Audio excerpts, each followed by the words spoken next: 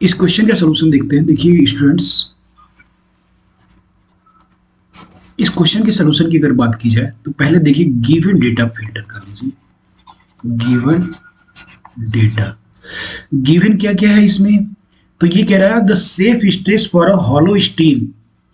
Safe stress जो है that is sigma is equal to 125 mega pascal.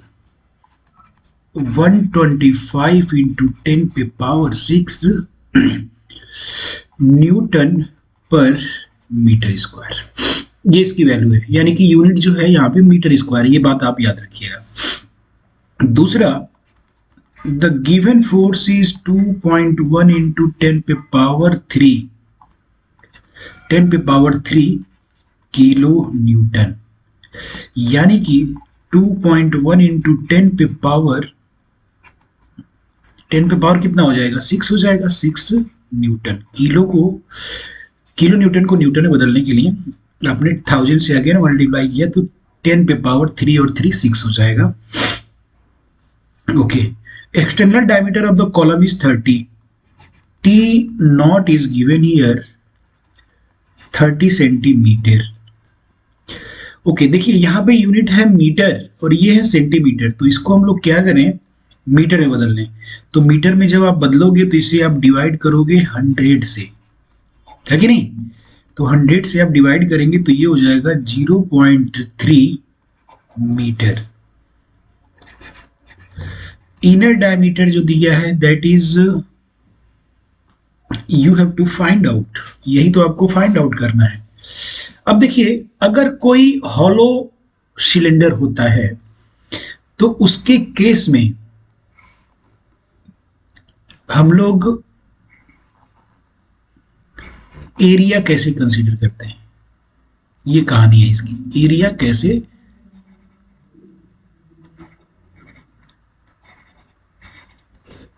Area कैसे आप कंसीडर करेंगे।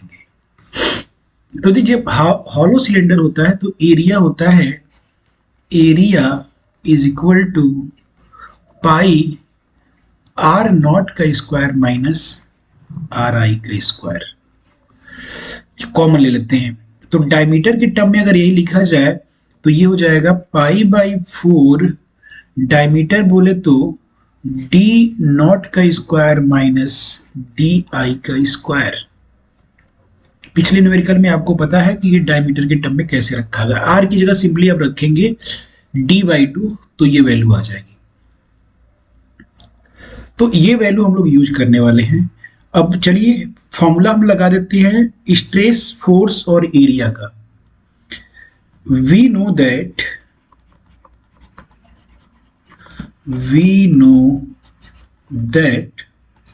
Sigma is equal to force upon area. Force की value देखिए कितनी है और एरिया की वैल्यू कितनी है। तो चलिए इसको हम लोग रखते हैं अगली लाइन में। सिग्मा की वैल्यू है 125 इंटू 10 पे पावर 6, फोर्स की वैल्यू है 2.1 इंटू 10 पे पावर 6, और एरिया आप रखेंगे पाई बाई 4 डी नॉट का स्क्वायर, डी नॉट बोले तो 0.3 का स्क्वायर माइनस डी आई का स्क्वायर। अब ये पाई बाई 4 इधर आके हो जाएगा मल्टीप्लाई 125 इंटू 10 पे power 6 into pi into pi, और नीचे हो जाएगा 4। यहाँ राइट हैंड साइड में 2.1 इंटू 10 पे पावर 6 अपॉन 0.3 का स्क्वायर 0.09 माइनस डी आई का स्क्वायर। 10 पे पावर 6 यहाँ और यहाँ ये कैंसिल हो गया। अब यहाँ पे वैल्यू हम लोग रखते हैं 125 इंटू 3.14 पाई की value upon 4 is equal to 2.1 upon 0.09 minus D I का स्क्वायर। ठीक है, अब इस चीज को सिंप्लीफाई करना है हमें, तो करते हैं सिंप्लीफाई।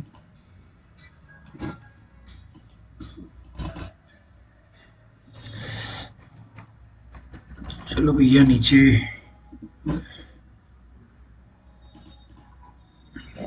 तो देखिए यहाँ पे इसे सिंप्लीफाई करने की अगर बात है तो इसको आप 4 को इधर ट्रांसफर कर दीजिए। 125 इंटू 3.14 का देखिए मल्टीप्लाई कितना हो रहा है, तो ये वैल्यू आ रही है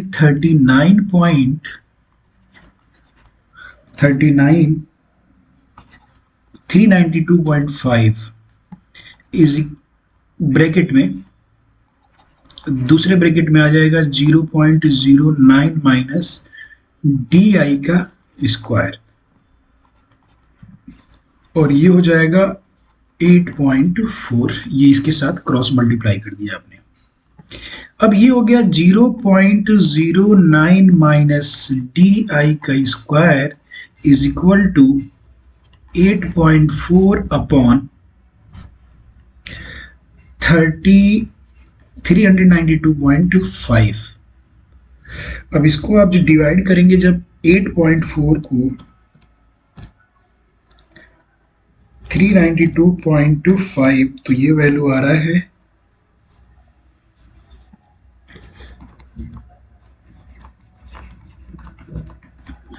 तो ये वैल्यू आ रही है 0.0214। ये बीच में माइनस साइन है, बीच में माइनस साइन है, ठीक है। अब देखिए ये कंफ्यूज करेगा तो मैं लिख देता हूं 0.09 माइनस डी आई का स्क्वायर।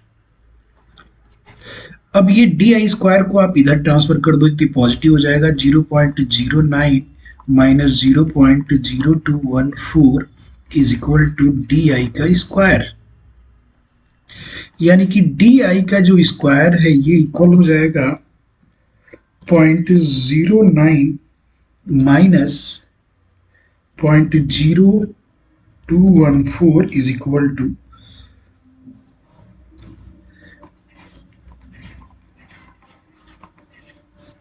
तो डी आई की वैल्यू हो गई under root 0.0686 in the root. तो इसी को अगर हम रूट में लेते हैं तो ये आ जाएगा ये आएगा 0.26 मीटर, और मिलीमीटर में आ जाएगा 26, सेंटीमीटर में आ जाएगा 26 सेंटीमीटर। तो ये इसका हो जाएगा आंसर 26.192। तो अप्रॉक्स में ये 26 centimetre is correct answer. Okay, तो फिर अगले न्यूमेरिकल को लेते हैं, अब अगला न्यूमेरिकल सॉल्व करते हैं। ओके स्टूडेंट्स, देखिए ये क्वेश्चन जो है ये कॉम्प्लिकेटेड क्वेश्चन है, और अगर ये समझ में आ गया तो कई चीजें क्लियर हो जाएंगी। परसेंटेज निकालना कैसे निकालना है, कब कौन सा लोड कंसीडर करना है, तो ये बात अभी बिल्कुल साफ क्लियर हो जाएगा बिल्कुल। और टेंसाइल टेस्ट सोल्यूशन पहले देखते हैं। गिवन डेटा, तो देखिए पहला क्या क्या दिया है। A tensile test was conducted, diameter of the steel bar, D की वैल्यू गिवन है 3 सेंटीमीटर, मिलीमीटर में अगर कर लें तो ये हो गया 30 millimetre. Gauge length means L की वैल्यू गिवन है 20 सेंटीमीटर, और मिलीमीटर में कर लें तो ये हो जाएगा 200 मिलीमीटर। सबसे छोटी यूनिट में रखते हैं, बाद में जो भी आंसर में मैच करना होगा कर लेंगे। Load at elastic limit, load at elastic limit, okay. Force at elastic limit, तो ये वैल्यू है बेटा 250 किलो न्यूटन है, तो 250 इंटू 10 पे पावर 3 न्यूटन रखेंगे, ठीक है। Extension at the load of 150 kilo newton, यानी कि चेंज इन लेंथ तो गिवन है, बट ये बात याद रखिएगा, ये गिवन है बच्चा 150 at 150 kilo newton, 150 kilo newton पे ये गिवन है। एंड मैक्सिमम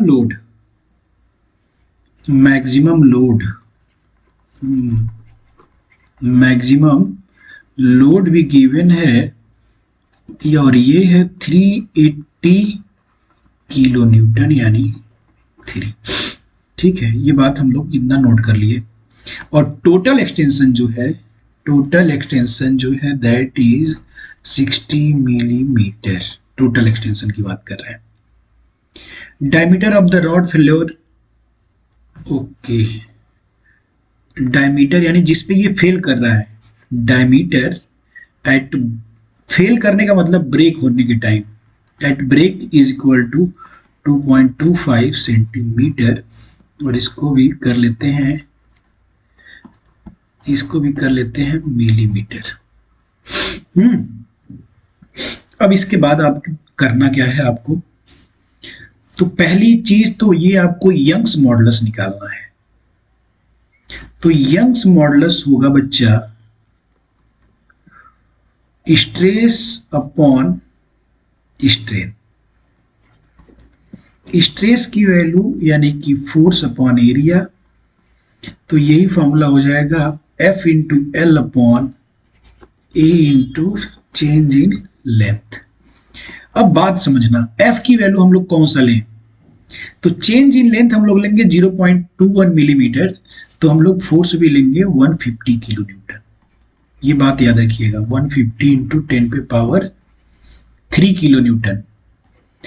L की वैल्यू गिवन है, L is given here 30 millimetre, 3 centimetre means 30 millimetre, millimetre में करके रख लिया आपने। और दूसरा है बच्चे, ये वैल्यू गिवन है एरिया, तो एरिया के लिए हम लोग डायमीटर लेंगे पहला वाला। ओके, लेंथ तो 200 है, मैं डायमीटर रख दिया था। एरिया रखेंगे π/4 और d बोले तो 30 का स्क्वायर। ठीक है, इतनी बात आ गई समझ में आपको, चलो ठीक है। और इनटू चेंज इन लेंथ हम लोग रखेंगे 0.21 मिलीमीटर, 0.21 मिलीमीटर, 0.21 मिलीमीटर। तो इसको अगर हम सिंप्लीफाई करते हैं, इस क्वांटिटी को अगर आप सिंप्लीफाई कर देंगे तो देखिए आपको ये वैल्यू मिल जाएगी 202.095 इंटू 10 पे पावर 3 न्यूटन पर मिलीमीटर स्क्वायर, ये वैल्यू आ रही है इसे सिंप्लीफाई करके। अब इसे अगर बदलना चाहते हैं आप गीगा पास्कल में, तो आप आ जाइए 202.095 10 पे पावर 3 न्यूटन पर मिलीमीटर स्क्वायर को अगर आप बदलना चाहते हैं न्यूटन पर मीटर स्क्वायर में, तो ये चीज मैं पहले से बता रहा हूं, न्यूटन अपॉन 10 पे पावर -6 मीटर स्क्वायर हो जाएगा। अब ये जो 10 पे पावर 6 है ऊपर जाके क्या हो जाएगा,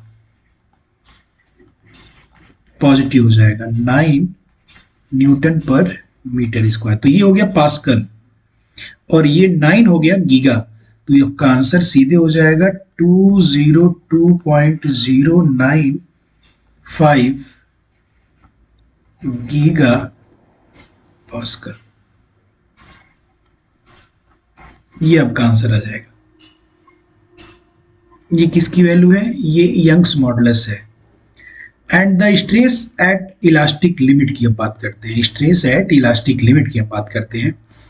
तो दूसरा आपको निकालना है सिग्मा इलास्टिक लिमिट, सिग्मा ई कर लेते हैं।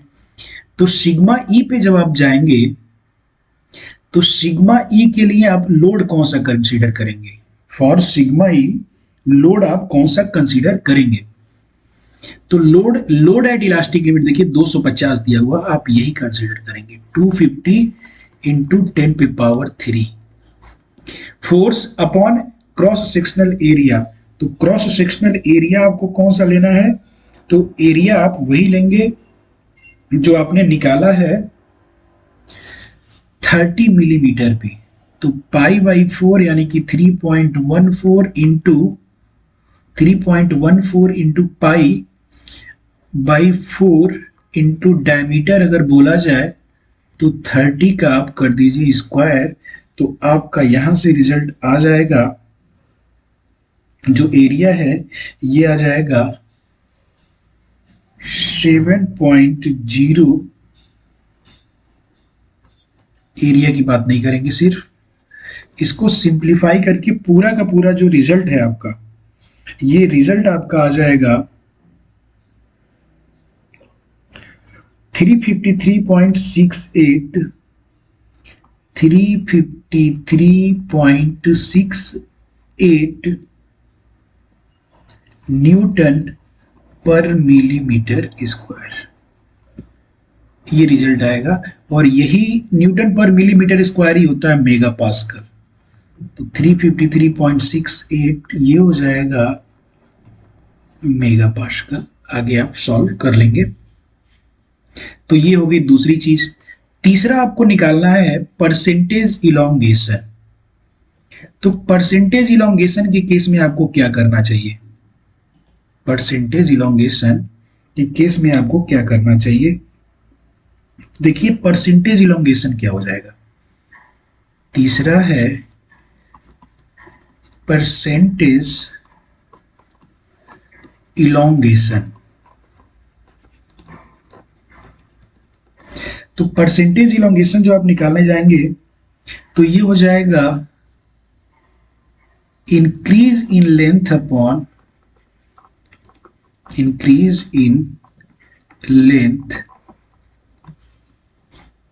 Upon original length, original length और इंटू कर दें आप 100। अब देखिए इंक्रीज इन लेंथ कितना है, increase in length is okay, total extension 60 millimetre, तो ये इंक्रीज इन लेंथ है। और ओरिजिनल लेंथ कितना है, ओरिजिनल लेंथ है 200 मिलीमीटर। तो यहां पे आप लिखेंगे 60 अपॉन 200 इंटू 100। तो ये सिंप्लीफाई किया आपने तो ये आ गया 30%। ये हो जाएगा आपका आंसर 30%। चलिए दूसरा चीज हो गया। अब इसके आगे आपको एक चीज और निकालनी है एंड दैट इज अगला चीज आपको निकालना है the percentage decrease in area. चौथा पॉइंट है the percentage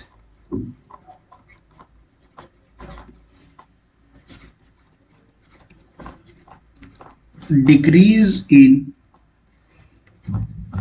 area, the percentage decrease in area. तो परसेंटेज डिक्रीज इन एरिया का मतलब change in area, change in area upon original area into 100। अब देखिए चेंज इन एरिया का मतलब क्या है। पहला ओरिजिनल एरिया है पाई बाई 4 और शुरू में डायमीटर कितना है, शुरू में डायमीटर है 3 सेंटीमीटर, तो मिलीमीटर में करेंगे तो 30 का स्क्वायर। अगला एरिया है पाई बाई 4, जब ये ब्रेक हो रहा है तो ब्रेक के टाइम ये हो जाएगा डायमीटर इसका 2.25 सेंटीमीटर है, तो ये हो जाएगा 22.5 सेंटीमीटर का whole square upon original area यानी कि पाई बाई 4 इंटू 30 का स्क्वायर एंड 100। अब पाई बाई 4 तो आपका हो जाएगा कैंसिल, कॉमन ले लेंगे। पाई बाई 4 आपने कॉमन लिया तो यहां पे बचा 900 माइनस 22.5 का स्क्वायर कितना हो जाएगा, 22.5 पे पावर 2 जब आप करेंगे तो ये वैल्यू आ रहा है 506.25, 506.25। नीचे भी कुछ ऐसी ही चीजें आने वाली हैं। पाई बाई 4 तो ये तो रहेगा ही रहेगा, और ये आ जाएगा 900। पाई बाई 4 से पाई बाई 4 कटा, और इसको जब हम लोग सिंप्लीफाई कर देंगे, इंटू 100 भी है, इंटू 100, तो इसको जब सिंप्लीफाई कर दिया जाएगा तो ये रिजल्ट आ रहा है 43.75%।